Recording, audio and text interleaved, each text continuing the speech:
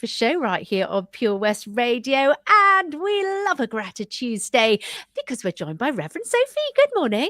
Good morning. How are you, Jean? You all right? Oh, I'm good. It's good to be back, getting back to some sort of normality. But I've come down with the cold now. Yeah, got the I've had cold. the cold as well.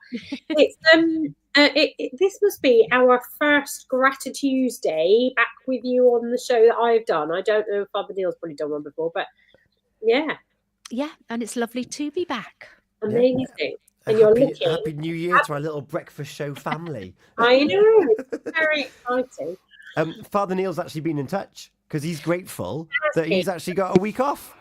Yay! But he's not grateful because he's got the cold and the flu and he's in bed. But he is grateful for the family. Oh, look at him laughing. He's grateful for his family because they're looking after him with meds and hot drinks. That's nice. Oh, that is good. I wasn't laughing at Father Neil, and I don't know if Tom managed to turn that off very quickly. He may have done. But my phone started ringing, and of course it connected to my laptop, which then meant that everybody could hear my phone ringing. I think we got away with it. We've got away with it, so we're fine. Joanne's also been in touch. She's grateful for a roof over my head, and it's warm.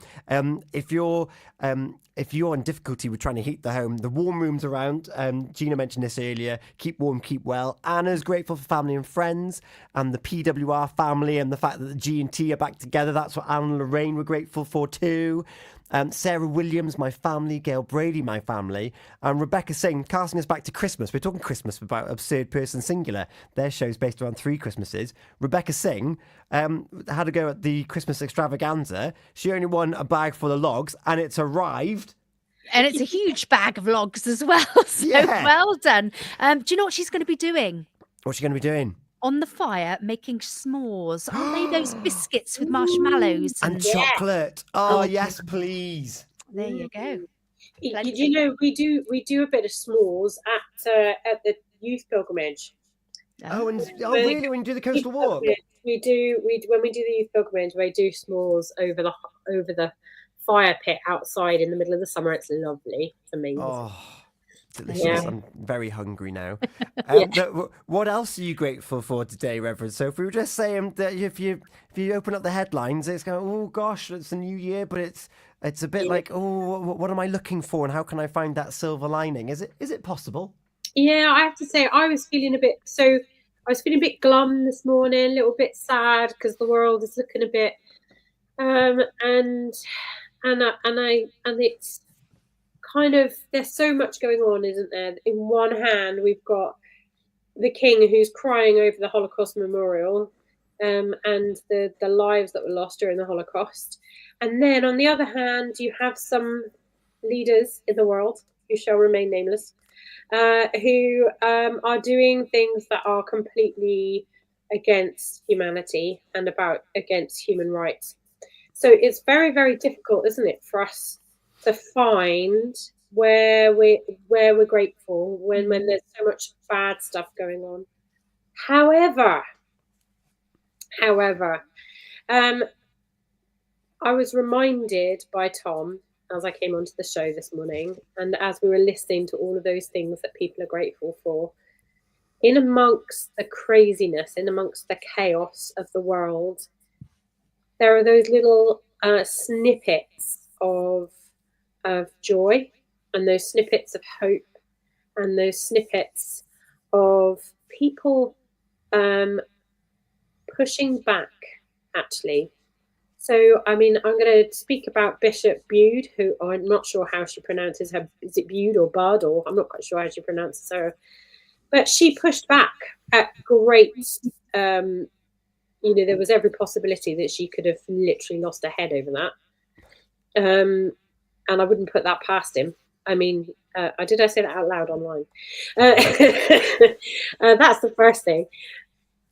People pushing back and people not accepting that kind of behavior is okay. That's the first thing. Mm-hmm. The second thing is that then there are people who recognize that these things are wrong, and we're doing our own little bit in our own part of the world to make sure that people are looked after and are well. thirdly, then we hold on to the fact that actually everybody's got problems. Everybody's got stuff going on in their lives. But actually, if you can find the little pockets of hope, like this morning, we had someone say how grateful they were that they had a home and that they were warm. Mm-hmm. And we look at those poor children who have been turfed out of their homes in Gaza. They are without homes at the moment. Their homes are destroyed. And indeed in America, where the fires have torn through California, their homes are destroyed. And I'm sure we've all got friends who are out there whose houses have been ruined. And so it's very hard to see the good in amongst all the difficulty. But Jesus said he never promised that we would have an easy life.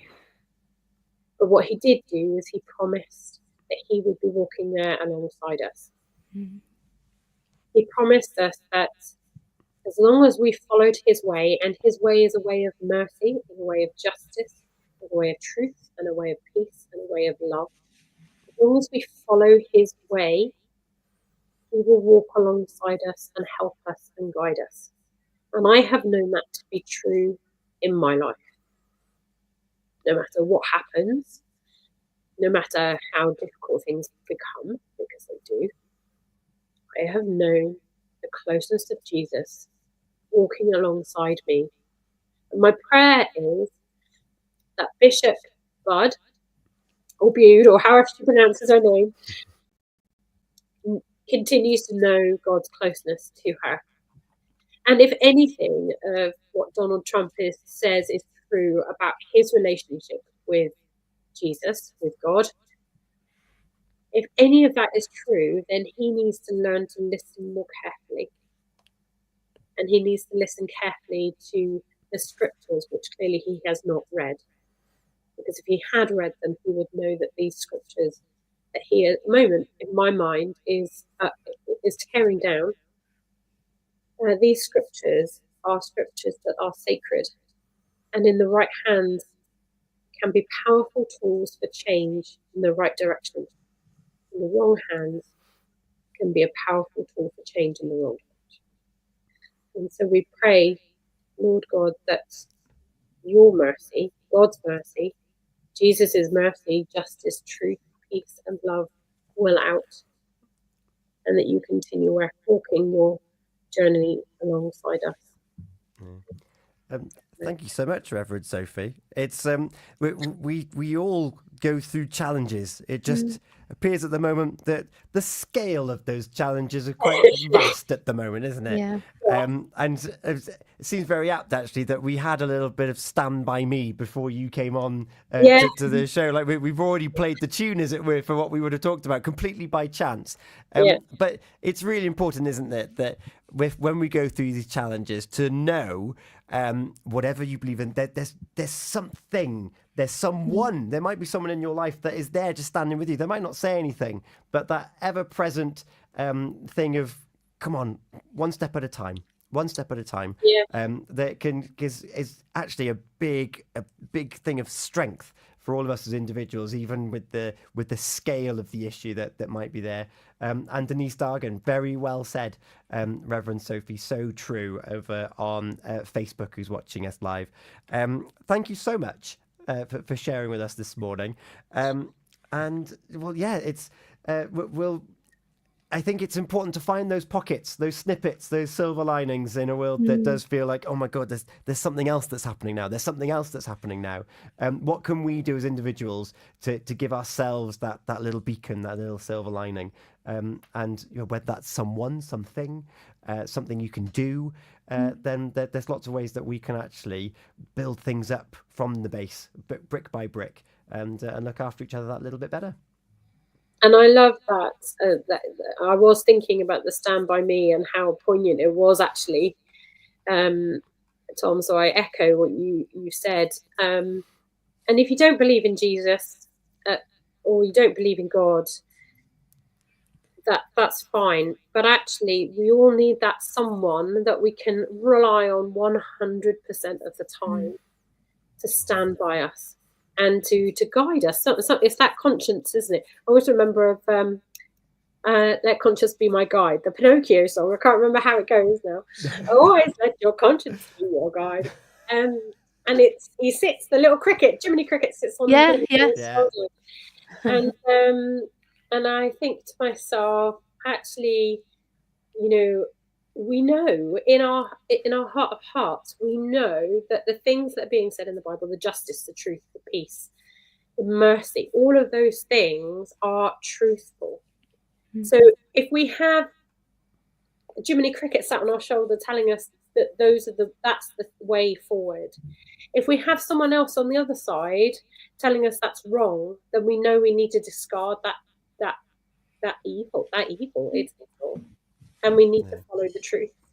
So always make sure that you're accountable both to yourself and to the people around you. And if you're doing something and you're not sure whether it's the right thing to do or not, check in with a friend, check in with a trusted someone and say, do you think this is the right thing? Do you think that is this going to bring about justice, mercy, peace, and love, trust in our lives? And if it's not, then it's probably not the right thing for you to be doing. Yeah, things for us to ponder over the coming days. And well, Denise, I'm going to put up on the screen there. She's been through a lot. Wouldn't we just feel so glad that she believes and that she's still here to tell us. So thank you very much, Denise, for that. You're back again on Thursday morning. Thursday. Who's going to be confessing? Oh, good question. Father Neil, I think, is sending us a bit of confession on Thursday morning. Yeah, I'm quite looking forward to hearing what he's got for us. If he hasn't sent me anything by Thursday morning, let me know. If you guys let me know if he sent you anything, because I'm excited to hear, but he's on holiday this week. Well, he's been in touch, so we'll find out. He's been in touch, is he? Amazing.